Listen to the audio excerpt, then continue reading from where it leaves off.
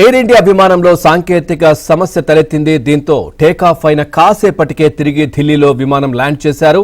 విమానంలో engine oil freezer తగ్గిపోవడం కారణంగా గుర్తించారు. ఇక ఢిల్లీ నుంచి ముంబై వెళ్తుండగా ఈ ఘటన జరిగింది.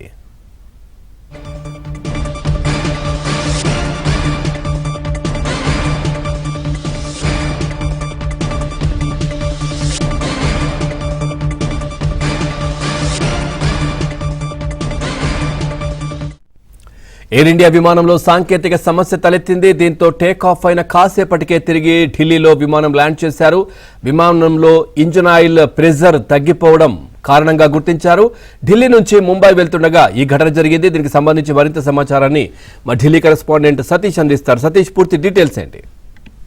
ఎయిర్ ఇండియా విమానం సాంకేతిక సమస్య తలెత్తింది. ఉదయం ఢిల్లీ నుండి ముంబైకి వెళ్తున్న AI-887 విమానంలో సాంకేతిక సమస్య తలెత్తింది. టేకాఫ్ అయిన కాసేపటికే తిరిగి ఢిల్లీ ఎయిర్పోర్ట్ కు విమానం చేరుకుంది. అయితే సాంకేతిక సమస్యను పైలట్ గుర్తించిన వెంటనే సురక్షితంగా ఢిల్లీ ఎయిర్పోర్ట్ లో ల్యాండ్ చేసినట్టు కూడా స్పష్టంగా తెలుస్తుంది. అయితే ఫ్యూయల్ కి సంబంధించిన ప్రెజర్ లో కొంత సాంకేతిక సమస్య తలెత్తింది.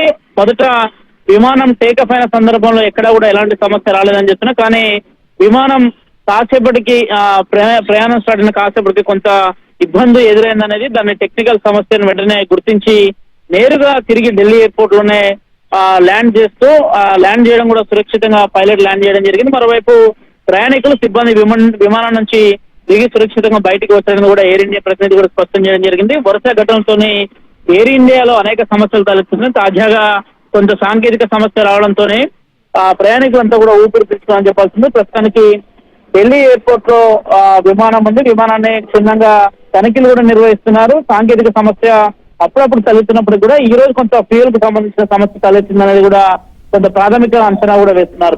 Right, thank you Satish, thanks for the updates.